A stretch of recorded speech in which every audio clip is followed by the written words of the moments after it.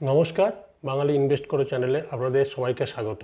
আমার আজকের ভিডিওটা দেখুন। কেন আমরা বাঙালিদের আমাদের টাকা জমে না। টাকা জমানোটা তো একটা আর্ট, বাট কেন জমে না? সবাই তো বলে জমাও জমাও, কিন্তু কেন জমে না? প্রথম কারণ অযথা খরচের অভ্যাস। অযথা মানে ছোট ছোট অপ্রয়োজনীয় খরচও দরকার নেই, 1 বছর পরে করলে হবে। আর দাম কম তো, একটা ফোনে অ্যাপে খরচ করে দিলাম, যা আচ্ছা আনিয়ে দিই। সেখানে ব্লিঙ্কিটেও খরচা, যাই দেন তার একটা চার্জ লাগে। সো এই খরচগুলোকে অযথা খরচের অভ্যাস ট্র্যাকিং না করলে কোনোদিন আপনি ধরতে পারবেন না। হ্যাঁ না না আপনারা বলবেন। 2 নম্বর হচ্ছে, টাকা যদি সব খরচই করে ফেলি তাহলে জমবে কি করে? তার মানে আমি বাজেট করি না। বাজেট না করলে অপ্রয়োজনীয় খরচ বেড়ে যাবে। হ্যাঁ না না আপনারা বলবেন। আর বাজেট না করার জন্যই আপনার ইনভেস্টমেন্টটাও হয় না। 3 নম্বর ভুল। তাই সেই ভুলটা, বাজেটিং না করে যে একটা টাকা আমার এই ব্যাংকে পড়েছে এর মধ্যেই খরচ করলে সেটা তাহলে বাজেটের মধ্যে থাকবে। কিন্তু সেটা যদি আপনি বাজেটের মধ্যে না রাখেন যে মাসে আমি এর বাইরে খরচ করব না, আপনার সঞ্চয়ও হবে না, ইনভেস্টমেন্টও হবে না। আজকাল তো সঞ্চয় আর ইনভেস্টমেন্ট সেভিংস আর ইনভেস্টমেন্ট আলাদা। তারপর কি আছে, বাজেট না করার জন্য যে কোনো একটা জিনিস পছন্দ হলো, ক্রেডিট কার্ড, ও পরের মাসে পেমেন্ট দেবো, আবার একটা চলো ইন্টারেস্টটা দিয়ে দিলেই হবে। 4 নম্বরের ভুল এটা, ক্রেডিট কার্ডের ফাঁদ। তারা তো ব্যবসা করছে আমার আপনার টাকা নিয়ে। লোককে দেখাতে গিয়ে তোর আছে আমিও কিনেছি, তোর থাকতে পারে আমার থাকতে পারে না, আমিও কিনেছি, লোক দেখানি ভড়ংবাজি বলি আমরা। তাতে কিন্তু অনেক টাকা অপ্রয়োজনীয় এই হাতের ফাঁক দিয়ে বেরিয়ে যায়। হ্যাঁ না না আপনারা বলবেন। তাহলে আমার আয় আর ব্যয়ের ক্রেডিট কার্ড ভালো যদি তারা সেই টাইমের মধ্যে পেমেন্ট দেয়, সেই জিনিসটা কিনবো ক্যাশ না হ্যান্ডেল করে ক্রেডিট কার্ডে কিনছি, পয়েন্ট পাই, সেটা ভালো। বাট এটার জন্য কিন্তু টাকা বেরিয়ে চলে যায়। এবার আমরা প্ল্যানিং করি, কিন্তু আয় বাড়াতে গেলে যে স্কিল নেই, স্কিল শিখি না। স্কিল না থাকার জন্যে কি হয়, আমাদের চাকরি ক্ষেত্রে তেমন উন্নতি হয় না, আয়ও বাড়ে না। হ্যাঁ না না আপনারা বলবেন। আজকের ডেটে স্কিল না থাকলে চাকরিতে উন্নতি করা সব সম্ভব হয় না। কারণ একসঙ্গে অনেকগুলো ছেলে একসঙ্গে জয়েন করে, কিন্তু যার ভালো স্কিল আছে, যে স্কিলের মতো পড়াশোনা করে, সে কিন্তু অনেক এগিয়ে যায়। তারপর টাকা ইনকাম করলাম, টাকাটা জমাবো কোথায়? কারণ সেই আর্থিক শিক্ষা বা জ্ঞান আমাদের স্কুল কলেজ ইউনিভার্সিটিতে কোথাও পড়া হয় না। আজকে আপনারা এই মিডিয়ার যুগে, ইউটিউবের যুগে বিভিন্ন মানুষজন কথা বলছে যে ইকুইটি মার্কেট, মিউচুয়াল ফান্ড, কোথায় টাকা কীভাবে রাখতে হয়। হ্যাঁ না না, আর সেই দিকে ভাবছেন আপনারা সব শিখে গেছেন, নিজে নিজে করতে যাচ্ছে। আর যখন বাজারে ঝড় আসে তখন কি করতে হবে জানেন না, তখন আপনারা loss loss loss, mutual fund খারাপ খারাপ, ইকুইটি খারাপ খারাপ বলে চলে যায়। তার মানে কি, আর্থিক শিক্ষা নেই। আর্থিক শিক্ষার উপর দীর্ঘমেয়াদী লক্ষ্যটাই করেন না, তো প্ল্যানিং করেন না। দীর্ঘমেয়াদী লক্ষ্য মানে কোন কোন লক্ষ্য নিয়ে আপনি টাকা জমাচ্ছেন? বাড়ি করবেন, কবে বাড়ি করবেন? ছেলে মেয়ের এডুকেশন, বিয়ে করবেন, কবে বিয়ে করবেন? সব প্ল্যানিং আলাদা আলাদা হয়। ইকুইটি মার্কেট বা মিউচুয়াল ফান্ড সবসময় এই আপনি 2 বছর 3 বছরের মধ্যে বাড়ি করবেন। Equity market not the ideal investment. আপনার 2 বছর পর 3 বছর পর ছেলে মেয়ের এডুকেশনের টাকা লাগবে। Equity market not the ideal investment.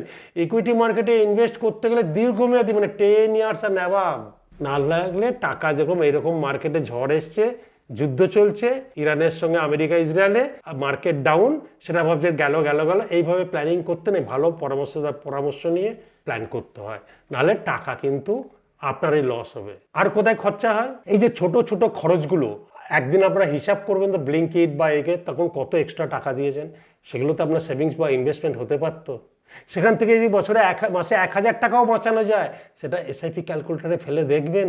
দেখুন না আপনার একটা এসআইপি ক্যালকুলেটারে 1000 টাকাও যদি বছরে সিগারেট, যে কোনো বাজে নেশা, চা বা সব অপ্রয়োজনীয় বেশি না খাওয়া, নিশ্চয়ই করবেন, তা প্রয়োজনের মধ্যে রাখলে কিন্তু আপনারই দেখবেন প্রচুর টাকা পার ডে সেভ হচ্ছে।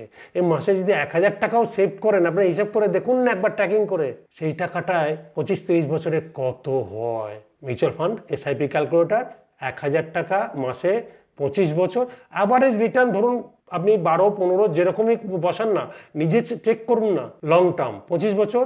কারণ আমি বলছি না মিউচুয়াল ফান্ডের রিটার্ন কখনো গ্যারান্টি নয়। এই যে মার্কেট পড়েছে, ইকুইটি মার্কেটের রিটার্ন গ্যারান্টি নয়, কিন্তু যারা জানে এই সময় কিনতে হয়, কিভাবে এটাকে ইনভেস্টমেন্ট স্ট্র্যাটেজি প্ল্যানিং, কীভাবে টাকাকে এখন কেনা দরকার না দরকার না, সেইগুলো প্ল্যানিং করলে আপনি মানে অ্যাভারেজ রিটার্ন দেখা যাচ্ছে 10 ইয়ার্স অ্যান্ড অ্যাবাভ মানুষ 15%-এর ওপরে পাচ্ছে যদি ভালো পরামর্শদাতার পরামর্শ নেন। বাট গ্যারান্টি নয়, কোনো বছর দেবে কোনো বছর দেবে না, সেই সময় কি করতে হয় সেটা পরামর্শদাতারা আপনাকে ঠিক পরামর্শ দিয়ে এগিয়ে নিয়ে যাবে রথের সারথি হয়ে। আর একটা জিনিস আছে, টাকা জমানো অসৎ পথে উপার্জন করলে টাকা জমবে না, সেই অর্থ বেশি দিন স্থায়ী হয় না। হ্যাঁ না না আপনারা বলুন। কারণ আর্থিক যদি সঠিক ব্যবহার যদি অর্থের না করেন, বলেন লক্ষ্মী আর সরস্বতীর মিলন চায়, মা লক্ষ্মী আপনার কাছে এসছে, আর এই সরস্বতী বুদ্ধি দিয়ে সেটাকে সঠিক ব্যবহার না করেন, আপনার টাকা তো জমবে না। হ্যাঁ না না, সেটা যদি আপনাদের মাথায় থাকে তাহলে আপনারা পয়সা বানাতে পারবেন। আর যদি মনে হয় না রিটায়ারমেন্ট প্ল্যানিং বা এইসবের জন্য ভালো পরামর্শতার দরকার, তাহলে অতি অবশ্যই আমাদের হোয়াটসঅ্যাপ নাম্বারে আপনারা হোয়াটসঅ্যাপ করবেন যে রিটায়ারমেন্ট প্ল্যানিং এবং আপনার বয়স এবং কোথা থেকে বললে আমাদের অফিস থেকে আপনার সঙ্গে অতি অবশ্যই যোগাযোগ করবে। তো এই পয়েন্টগুলো মেনে চললে আপনি পয়সা বানাবেন। আজকে আপনার কাছে পয়সা দেখতে পাচ্ছেন না লিখলাম, কিন্তু এগুলো করলে যদি আপনি সঠিক পরামর্শ নিয়ে এগিয়ে চলেন, আপনার পয়সা হবে হবে হবে। তখন মা লক্ষ্মী আর সরস্বতীর মিলন ক্ষেত্র হয়। আমাদের ভিডিও এই যে বাঙালি ইনভেস্ট করে চ্যানেলের মূল উদ্দেশ্য হচ্ছে আপনি জানুন বুঝুন দিয়ে ইনভেস্ট করুন। না জেনে না বুঝে ইনভেস্ট করলে আপনার ক্ষতি, আপনার কষ্টের টাকা, তা সেটা জলে যাক আপনি চাইবেন? কারণ আপনার কষ্টের টাকা। এই যে আমাকে একটা বলেন একটা ফান্ডের নাম বলুন, একটা অ্যাপের নাম বলুন, তার মানে তো আপনি জানেন না জিনিসটা কিভাবে করতে হয়। না জানার জন্য আপনার কষ্টের টাকা নষ্ট হবে। সেই জন্য আমাকে বলি কোনো ফান্ডের নাম আমাকে বলবেন, জানতে চাইবেন না। জানতে চাওয়া মানে আমি অপরাধ করছি যদি বলি। সেই জন্য দেখবেন আমার চ্যানেলে আমি কোনো ফান্ডের, আজকে আপনারা আমাকে অনেকে বলেন আপনি চ্যানেল থেকে তো অনেক পয়সা কামাচ্ছেন। আমি চ্যানেল থেকে আপনাদেরকে পাচ্ছি, ভিউয়ার পাচ্ছি, আপনারা জানছেন বুঝছেন, এটাই আমার লাভ। আমি চ্যানেলে কোনো অ্যাড করি না, কোনো মানে কি বলবো বিজনেস পার্টনারিং কারোর সঙ্গে করি না, কারোর নামও নিই না। যে অ্যাডটা চলছে ওটা ইউটিউবের অ্যাড, আমার কোনো অ্যাড নেই। অ্যাডে পয়সা আসে, আমি সে পথে যাইনি। অ্যাড করতে গেলে কারোর নাম বলতে হবে, সেখানে আমার নিউট্রাল জিনিসটা বলা অসুবিধা হয়ে যাবে। সেই জন্য আমি এই যে চ্যানেল থেকে পয়সা কামাচ্ছি, হ্যাঁ আপনাদের মনে হতে পারে, কিন্তু কিছু জিনিস আছে জানতে হয় বুঝতে হয়। আমি চ্যানেল থেকে পয়সা কামানোর পথ নিইনি, যার যেটা ব্যক্তিগত ব্যাপার। সেই জন্য দেখবেন আমি কোনো অ্যাপের নাম নিই না, কোনো ইন্স্যুরেন্স কোম্পানির নিই না, কোনো মিউচুয়াল ফান্ড স্কিমের নাম নিই না।